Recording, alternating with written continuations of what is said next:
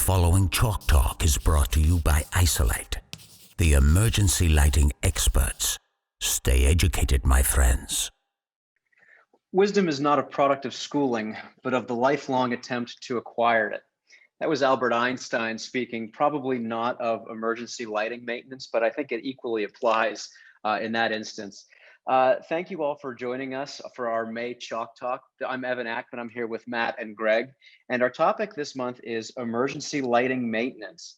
And that may feel like sort of a duplication of effort because it feels like we talk about it a lot. But when we were planning for this month's Chalk Talk, we realized that often we talk about this in the context of specific products, why a specific product may reduce the maintenance obligations or what their implications might be for those maintenance obligations. But we realized that we never really did a 101 level course on exactly what's required and what those implications are and how you can just reduce that maintenance obligation generally. And so we wanted to take an opportunity here in May, just before Memorial Day, to go through it.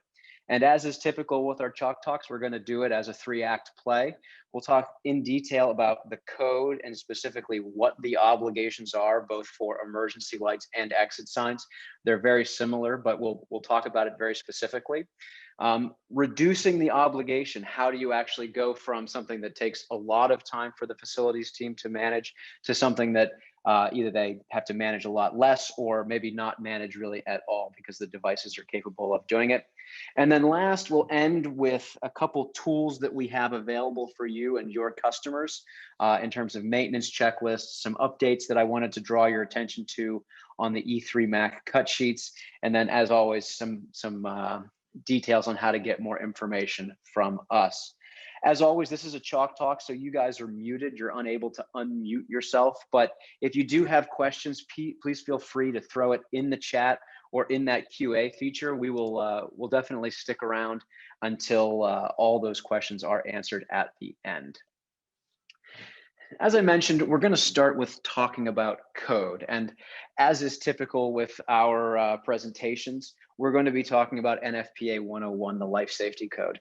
Now, obviously, this governs the performance of emergency life safety systems. We talk a lot about that 1 foot candle average, 0.1 foot candle minimum, and then 40-to-1 ratio in these Chalk Talks, but we don't really talk about maintenance ever. Just sort of in terms of what the requirements are. And that's strange because that's really where the real cost of a life safety system comes in. The bill of material or the purchase order cost is just one piece to the puzzle. What actually swamps that is the maintenance obligations that exist going forward through the entire life cycle of the product. And indeed, this is where the code actually has some teeth. If a facilities team has a fire inspector walk in and they can't furnish records of testing, fines get levied and it becomes a little bit of a mess. And so this is really important for facilities and building owners to understand exactly what's going on. So all of the ongoing obligations are covered in section 7.9.3. And it's cool because it actually offers 4 different methodologies that are acceptable for testing battery-based life safety systems. And I say 4, but in reality, it's kind of like 3 plus a catch-all.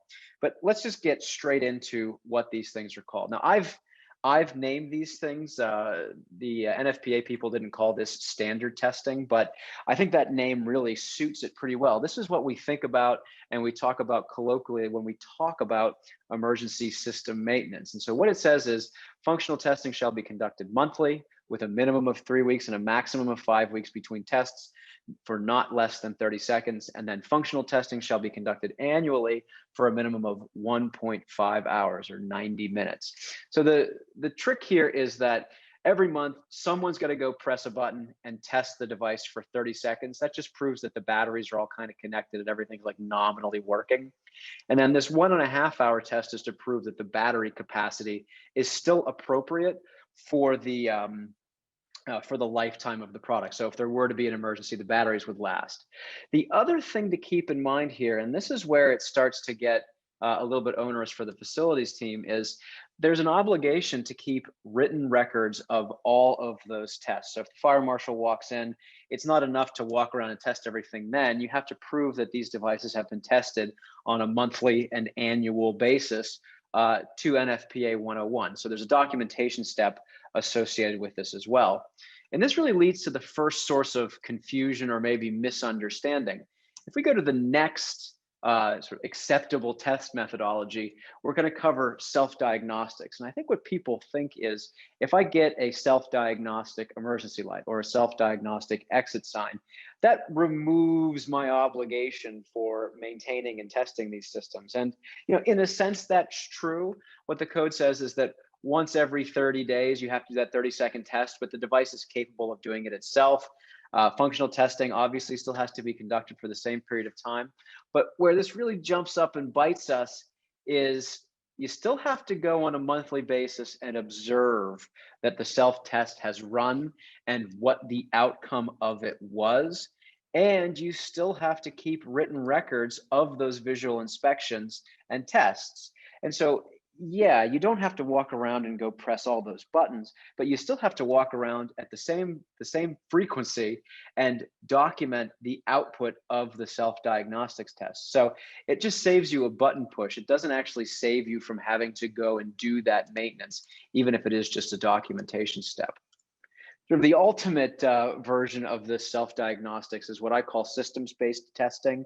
The code actually refers to it as computer-based testing. I don't like calling it that because it doesn't actually mandate that a computer be involved. It's sort of an antiquated term in my opinion. But these systems-based testing, it's kind of the same thing. It's got to automatically test itself every 30 days for the same period of time for 30 seconds. It's got to automatically test itself annually for that 90 minutes. But the caveat here is that this computer-based system is capable of providing a report of the history of tests and failures. So instead of having to go around and document this on a piece of paper or on a laptop or an iPad or whatever, the allowance here is that code says, as long as the device is capable of storing its history of tests and their results, and then that could be furnished on demand when you have to perhaps give it to a fire marshal, then that is an acceptable way to prove compliance. And so this really becomes a near zero maintenance type of technology. Now, I mentioned that there were 4 different types, but the 4th is really kind of a catch-all. And what this is when you have like emergency generators or inverters, there are other NFPA standards that actually come into play. NFPA 110 for generators and NFPA 111 for stored electrical energy systems or inverters. And they have different maintenance obligations in terms of doing physical maintenance on the product. Generators have lots of physical maintenance associated with them, but large inverters have sort of battery torque measurement requirements. So you do have to still do that. And this is really what the code is saying, like, hey, you got to make sure that you're still meeting those other requirements. In days gone by, there were more obligations for exit signs than what you had to do over a monthly basis. But now all the code says is that exit signs connected to or provided with a battery operated emergency illumination source shall be tested and maintained in accordance with 7.9.3. So this means that basically every battery backed exit sign just has to do the exact same test regime as the emergency lights, which we just covered. So the obligations are actually identical for battery backed exit signs and the battery backed emergency lighting systems. And so that actually sort of simplifies our code a lot. And that really moves us into sort of the best way to start reducing maintenance for these systems. And exit signs are a really great place to start because we actually have a couple no maintenance options in our catalog. The first of which is our self-luminous signs. Because self-luminous signs don't have a battery operated light source, remember a self-luminous sign has tritium gas encapsulated in a tube that has a phosphor coating on it. So the phosphor glows because of the tritium gas that's inside of it. And so there's no battery there. So there's nothing to maintain on a monthly basis. You have no maintenance obligations until the end of that sign's rated life, which is going to be 10 or 20 years, depending on the sign. It really is truly just hang and bang. You don't need AC power or anything. If you wanted to say exit and not have to worry about it ever, hang up a self-luminous exit sign. There are other options though. So photoluminescent signs, again, they don't require a battery, or they don't have a battery inside, because the photoluminescent material sort of stores that energy. It doesn't have like a lifetime. It's not a consumable type technology. So they are outside of the scope of NFPA 101's testing and maintenance requirements. Do keep in mind for traditional photoluminescent signs that you have to worry about the incident light on it. So you might have other obligations in terms of making sure that you still have 5-foot candles or whatever at all times on that photoluminescent sign.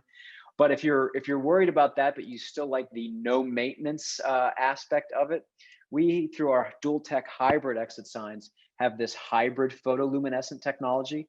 So it's photoluminescent in that when the power goes out, you have this green glowing substance that provides illumination to the exit sign. But rather than having external illumination charging up that photoluminescence, these devices are connected to AC power, and the little LEDs are actually internal to it. So it's AC powered when there's not an emergency, and then the photoluminescence kicks in when there is an emergency. But because there's no battery, it's outside the scope of the standard. And because of the technology that's used there, these exit signs actually have lifetime warranties too. So, I mean, that is like a zero maintenance, zero replacement. Don't ever worry about it. Install it and then, throw away the keys type technology. So if you're trying to minimize your maintenance obligation, it's either self-luminous or dual tech hybrids. In terms of self-documentation, that's something that really starts to come into play when we start talking about our inverter systems, particularly the E3 and the E3 Mac. The E3 stores 2,000 records of self-tests and really any event that occurs to the device. So you don't have to go and initiate a test. You don't have to go and inspect it on a monthly basis. The device stores those records in its internal memory. If you have to furnish the records, you can go to the unit, mess around with the little up and down arrows, and you can cycle through all of the historical events that have ever occurred to the inverter. So you don't really have to go do anything on a monthly basis. The E3 Mac does that as well, but because all E3 Macs have that Ethernet cable in the back that are capable of linking up to our cloud management service, if you do that, then instead of having to go down to sub-basement D to do the button calisthenics on the front of the unit, you can actually just log in from the comfort of your office, pull the records down, print them out, and then furnish them on demand. So it actually just makes it super easy. And by the way, the E3 Mac can also tell you proactively when a test has failed. So you don't really ever have to worry about it. It really is a truly like an almost zero maintenance type technology, other than those physical maintenance requirements, which are mandated by NFPA 111. In terms of some of the tools that we are in a position to provide to you guys, we have this maintenance checklist that we ginned up like a year ago. And what this has on one side is an overview of the requirements, both for exit signs and emergency lights. And on the back, it has a template for what you have to do and document when you're testing emergency lighting systems. So this can be a good asset for you to hand over to your customers to remind people of their obligations and maybe prompt them to actually go do that testing, since these do have life safety ramifications if it's not performed. And then the last of which is I wanted to draw your attention to some updates that we've recently made to the E3 Mac cut sheets. The thing that's really related to this conversation is our E3 Macs have this BMS option where they can communicate to a BMS system either via BACnet MSTP, BACnet IP, Modbus RTU, or Modbus IP. So if you have that, you used to have to go to a separate place to get that points list to tell the integrator what these devices are going to say. That's all in the cut sheet now, and we've actually added a lot more stuff. Historically, the E3 Mac has had this sort of miasma of different documents that exist. Some have mechanical information, some have electrical information. That BMS points list was a different document yet again. All that stuff has been collapsed into the E3 Mac cut sheet. So if you want to staple that cut sheet in with design drawings or construction drawings, now all of a sudden, all the information that everyone downstream needs is all in one place. You don't have to remember to go grab all of the different documents that we've published. It's just kind of a quality of life improvement that we've made to these documents. And with that said, All of this stuff is available on the website now. We've made those cut sheet updates. We've previously published that emergency maintenance checklist. So all of that is up there right now. You guys can go grab it and utilize it in whatever way you see fit. And as always, this Chalk Talk will be followed up with a video of me giving the presentation, and you can have access to these slides. So if you want to give this presentation to someone else inside your agency or to your customers, you'll be in a position to do that. And as always, we really appreciate all the work that you do for us. And so we really want to be able to support you and assist you in any way, shape, or form. So myself, Greg, and Matt, we are here to do whatever you need. And I'm excited to say that I've actually changed this slide this month. If you want to do it and you want to schedule a real live in the flesh meeting because you've missed Matt and Greg that much, we are now in a position to do that. If you're not and you still want to do the Zoom thing, we're getting pretty good at that too. But if you want to talk more about maintenance of emergency systems or anything else that we do, please, please, please don't hesitate to reach out. We are here to support you. With that said, that's the end of the Chalk Talk for May. I hope you guys have a good rest of your day and a good holiday weekend. Thank you all.